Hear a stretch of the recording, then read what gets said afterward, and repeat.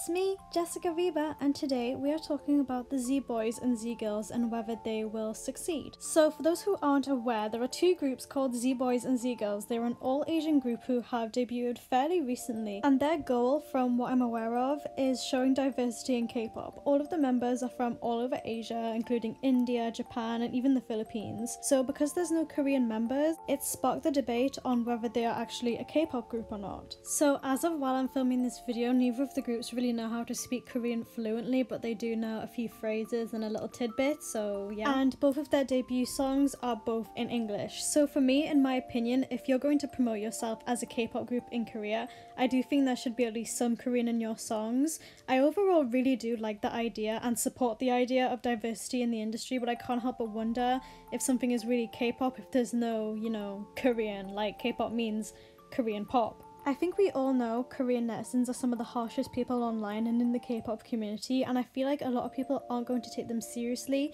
in Korea at least, if they don't speak fluent Korean. From what I'm aware of, the members of both groups are both working to learn Korean, so I really do respect that. However, like I said, I don't think, at least in Korea, they will get taken seriously by K-nets until they release music in Korean and speak fluent Korean. I'm pretty sure most of you will know that foreign members of K-pop groups who speak fluent Korean already get loads of criticism and hate from K-nets, and I'm not going to generalize all of K-nets, but a lot of foreign members get tons of hate from K-nets, and a lot of these foreign members get these hate just because they're foreign. One of the examples is Momo of Twice, who's criticised and clowned a lot due to her accent when she pronounces some Korean words. There's recently been a scandal on the TV show Hidden Singer, in which the contestants and the hosts all kind of made a mockery out of Momo's accent, and I just thought it was really disrespectful to Momo in my opinion. A lot of people see it as fun and games, but Momo is really insecure about her accent and she constantly tries to better her Korean, so I just thought it was really just like sad, But sadly, Momo isn't even the only foreigner who gets hated on. There are many examples of K-nets disliking and hating on foreign idols just by the mere fact that they're not from Korea or they're biracial. Some of these idols being Lisa of Blackpink, Son from CLC, Somi, Yoon Mi-rae, Vernon of 17, Nancy of Momoland, and the rest of Twice's foreign line. And these are just some examples of idols who get very harshly criticised or hated on for being foreign or biracial, and all of these said idols speak fluent Korean. None of these said idols deserve any of the hate they get because they're foreigners, and I'm no way saying that I hope or would want for Z-Boys and Z-Girls to get this type of backlash, but I can definitely see them getting it, if that makes sense. Knowing the history of backlash and hate on foreign idols who get hated on, I can only imagine that K-nets will have the same attitude towards these two groups, especially since they aren't speaking fluent Korean yet too. Like I said, I'm really down for the idea of the concept of bringing diversity into K-pop, but because of the lack of Korean in their music so far, I feel like it's going to be difficult for them to break through in K-pop and succeed in Korea.